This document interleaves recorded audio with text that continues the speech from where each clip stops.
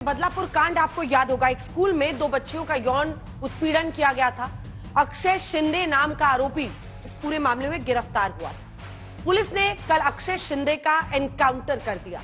Police कह रही है उसने पुलिस वालों पर गोलियां चलाई, जवाबी फायरिंग में उसकी मौत हुई है। लेकिन महाराष्ट्र में विपक्ष को पुलिस और सरकार की बातों पर भरोसा नहीं हो रहा। विपक्षी पार्टियां कई सवाल खड़े कर रही हैं। उन सवालों को समझने से पहले इस वक्त की बड़ी खबर आपको बताते हैं। जिस इंस्पेक्टर संजय शिंदे की गोली से बदलापुर के बलात्कार जो यौन शोषण का मामला है उसके आरोपी अक्षय शिंदे की मौत हुई है, उसने बयान दिया है। ये इंस्पेक्टर का बयान है और हम आपको ग्राफिक्स के जरिए भी दिखा रहे हैं, एनिमेशन के जरिए दिखा रहे हैं। अक्षय शिंदे पुलिस वालों के साथ गाली गलौज कर रहा था। अक्षय शिंदे आरोपी है यौन उत्पीड़न का।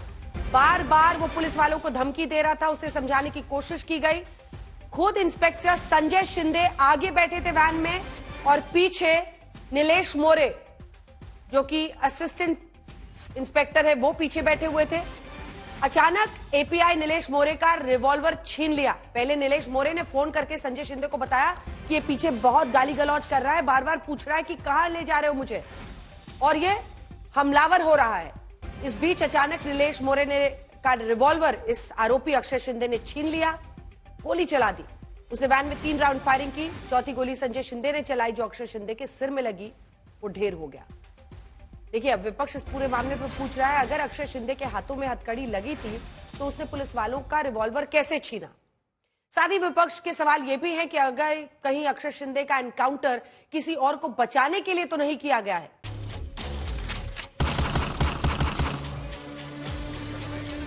कहीं जश्न है, कहीं आंसू है। जश्न मासूमों के साथ हैवानियत के आरोपी के ढेर होने का है और आंसू उस आरोपी की मौत के लिए सिस्टम की ज्यादती को जिम्मेदार मानने का है। अक्षय शिंदे बदलापुर कांड का आरोपी था। उस पर 2 छोटी बच्चियों के साथ यौन शोषण का आरोप था। पुलिस एनकाउंटर में मारा गया, लेकिन उसकी मौत सियासी सवालों की लंबी फहरिस्त छोड़ गई। जस्टिस मिलना जरूरी था और जस्टिस मिलने के बाद फांसी देना जरूरी था। लेकिन जो भी कल घटना घड़ी है उसमें काफी सारे प्रश्न हैं। पहला प्रश्न यही है कि क्या आपटे को बचाने के लिए ये एनकाउंटर या खून या जो भी हो वो हुआ है। दूसरी चीज सबसे अहम यही होती है कि जो आंदोलन करते थे, जिन्होंने जिस बात के खिलाफ आंदोलन किया, 7 दिन तक एफआईआर नहीं ली गई थी, वो जो आंदोलन किया उनके खिलाफ जो केसेस दर्ज हुए हैं वो केसेस के पीछे लिए जाएंगे, केसेस विड्रॉ किए जाएंगे। देखिए, अपोजिशन हर तरीके से हर चीज पर सवाल उठाता है और यही अपोजिशन है जो बार बार बोलता था फांसी दे दीजिए। अब वही अपोजिशन जब पुलिस के ऊपर गोली चलाई जाती है तो पुलिस अपना रक्षण करेगी या नहीं करेगी। आपको याद होगा करीब 1 महीने पहले बदलापुर के एक स्कूल में 2 बच्चियों के साथ यौन शोषण का मामला सामने आया था और लोगों ने रेलवे ट्रैक पर धरना प्रदर्शन किया था। सियासत खूब हुई। विपक्ष ने शिंदे सरकार को घेरा। विपक्ष ने गुनहगार के लिए फांसी की मांग की थी, लेकिन अब आरोपी की मौत के बाद विपक्ष ने सरकार के लिए सवालों का फंदा तैयार कर दिया है। आज जो घटना घटी कि पुलिस ने खुद के आत्मरक्षा के लिए गोलीबार किया, इसमें मुझे पूरा का पूरा गड़बड़ लगती है।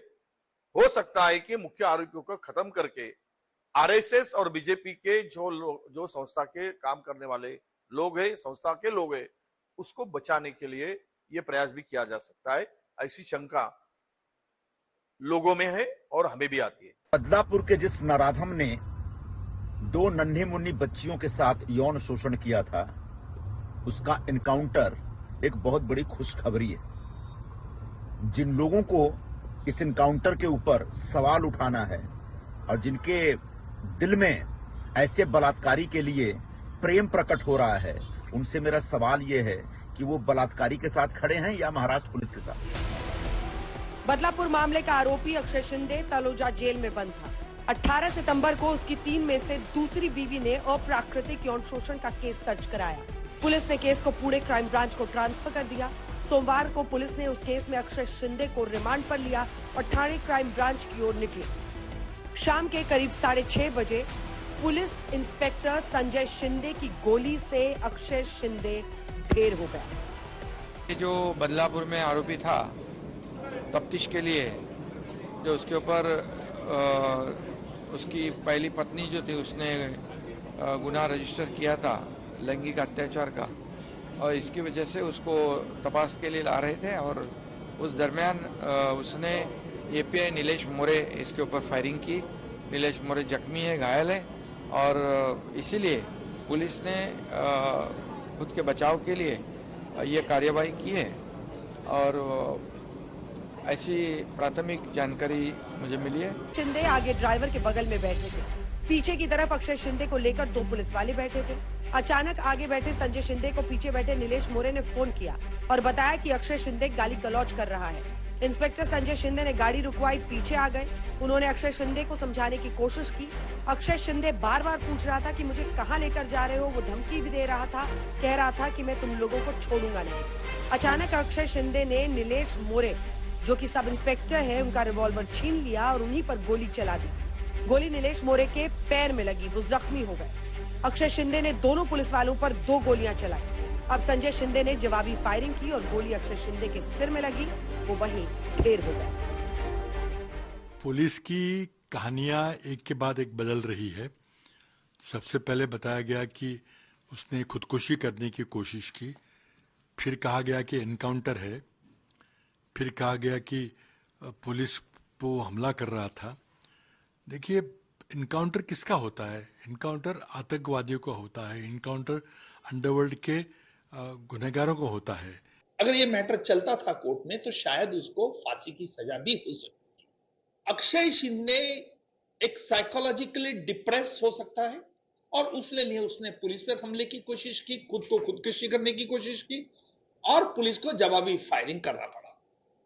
और पुलिस का जवाबी फायरिंग में उसको गोलियां लग गई। ये बात जरूर हमने ध्यान में रखना चाहिए कि उसमें 2 पुलिसकर्मी भी जख्मी हुए थे। लेकिन दुर्भाग्य से आज महाराष्ट्र पर कई लोग इस पर राजनीति कर रहे हैं, ये बड़ी दुखद बात है।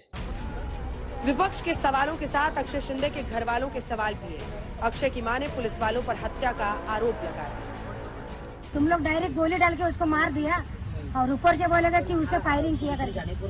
वो बच्चा फटाकड़ी चलाने को नहीं आता, गाड़ी नहीं चलाने को आता, इतना बड़ा बंदूक लेगा। कुछ भी बच्चे पे आरोप डालते तुम लोग, तुम्हारा नाम बड़ा करने के लिए। कुछ जीने का नहीं है, हम लोग को मरने का है। सवाल कई हैं, फिलहाल जवाब एक भी नहीं। सरकार ने एनकाउंटर की जांच सीआईडी को सौंप दी है, जिसके ऊपर उन सवालों का जवाब ढूंढने की जिम्मेदारी है। आज तक ब्यूरो।